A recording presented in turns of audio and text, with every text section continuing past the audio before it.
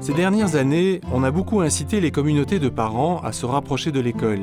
Et les bailleurs et les gouvernements en ont même appelé de leur vœu à une communautarisation de l'école, signifiant par là que l'État n'avait plus le monopole de la chose éducative. Mais s'est-on vraiment intéressé, y compris dans le cadre d'un rapprochement de l'école vers les communautés, à toute la diversité des perceptions que les parents ont de l'école, à leurs attentes et à leurs éventuelles critiques? Au Burkina Faso, les études ont révélé que les perceptions de l'école sont de trois tendances. D'abord, il y a les parents qui adhèrent à l'école classique dans sa forme actuelle. Et ensuite, il y a les parents qui refusent toujours l'école. Et enfin, une position mitigée qui est celle des parents qui adhèrent à l'école, mais avec beaucoup de malaise. Il y a trois principales raisons dans les différentes zones du pays qui déterminent ces perceptions. Il y a d'abord les avantages réels que les communautés tirent de l'école. Ensuite, les relations que ces communautés établissent entre l'école et leur culture. Et enfin, le coût de l'école. Plus au nord, dans la partie sahélienne du Burkina Faso, là où il est souvent dit que les populations ne désirent pas l'école, Seydou Ouedraogo, alors directeur provincial de l'enseignement de base à Gorom-Gorom, témoigne d'un exemple de décalage on ne peut plus significatif entre une offre éducative inadéquate et des besoins d'éducation que l'administration scolaire ne soupçonnait pas.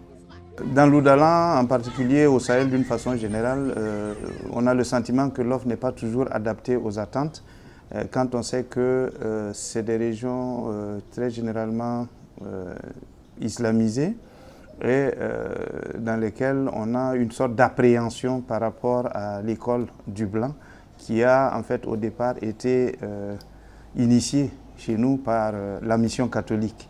Alors, donc on a quelquefois le sentiment qu'il y a une sorte de hantise tendant à croire que si l'enfant va à l'école, il va passer à la religion catholique. En milieu urbain, la perception des parents semble tout autre.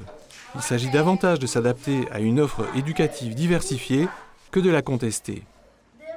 Ousmane Ouedraogo, père de 3 enfants scolarisés et lui-même alphabétisé en cours du soir, cherche à scolariser ses enfants à tout prix, d'où le recours à un enseignement privé coûteux. Parce que là-bas, ils n'ont pas la place pour...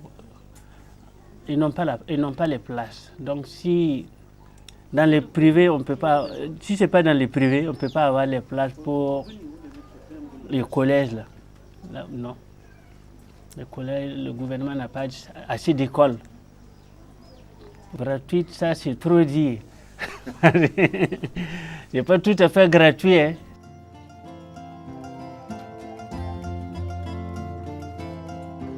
En milieu rural, l'offre éducative tend localement à se diversifier et les écoles communautaires sont un des leviers de cette diversification.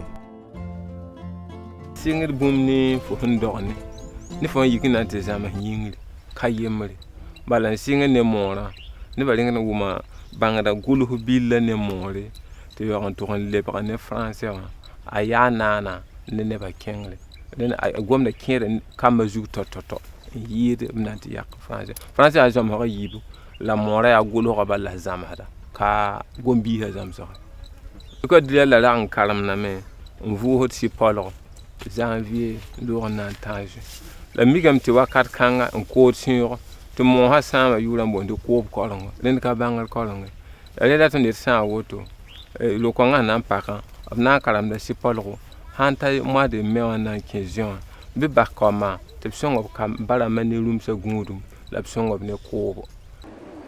Monsieur Ouedraogo, qui n'a scolarisé aucune de ses filles, est père de 9 garçons, dont 8 sont actuellement scolarisés, 4 à l'école communautaire et 4 à l'école publique.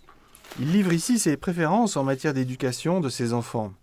Il veut les 2 écoles, l'école communautaire et l'école publique classique.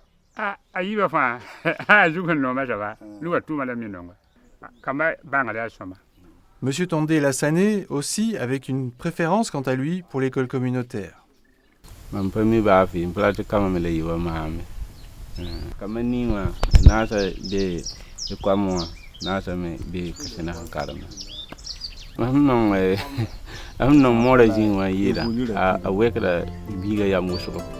Ces écoles offrent soit la possibilité de poursuivre dans de bonnes conditions l'école publique et d'éviter les abandons scolaires massifs des premières années, soit d'être orientés vers une formation artisanale de qualité. Et les parents s'impliquent dans les comités de gestion. De façon conséquente, ce sont des parents qui mobilisent autant qu'ils le peuvent toutes les ressources économiques et sociales pour accompagner leurs enfants qui sont à l'école. Et cela fait que dans les communautés où les perceptions, les postures sociales ne sont pas très favorables à l'école, ce type d'engagement parental, ces efforts au niveau des ménages sont absents.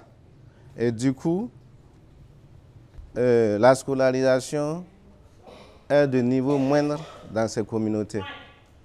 Je dis quelque part, il y a aussi l'incapacité du système, dans certains cas, à répondre et à s'adapter à la demande éducative. C'est aussi de donner une opportunité de diversification des offres de l'éducation pour pouvoir répondre au mieux à la demande éducative. Si nous sommes dans cette perspective de décentralisation, et c'est vers ça que nous allons, c'est de dire qu'à un moment donné, cette région va décider à quel moment elle démarre le processus d'apprentissage. Mais elle va aussi décider des contenus qui vont être développés dans le curriculum que les enfants, les adolescents ou les adultes vont apprendre. On peut imaginer qu'il y ait des curriculums communs pour l'ensemble du niveau national, mais qu'on garde par exemple 20% qui soient issus des contenus et des problématiques de chaque région. Ce film montre à quel point les perceptions que les parents ont de l'école conditionnent les trajectoires de leurs enfants et créent, ou non, un environnement familial et social propice à une éducation de la jeunesse. Mais les perceptions qu'ont les parents de l'école sont-elles suffisamment prises en compte dans les plans de développement de l'éducation? C'est en tout cas un enjeu primordial pour adapter une offre éducative que les parents veulent de qualité et correspondant à leurs attentes. La Suisse s'engage à promouvoir l'accès des citoyennes et des citoyens à une éducation de qualité ancrée dans les contextes culturels. En soutenant le développement du système et des offres éducatives, elle contribue au développement du capital humain et social du Burkina Faso.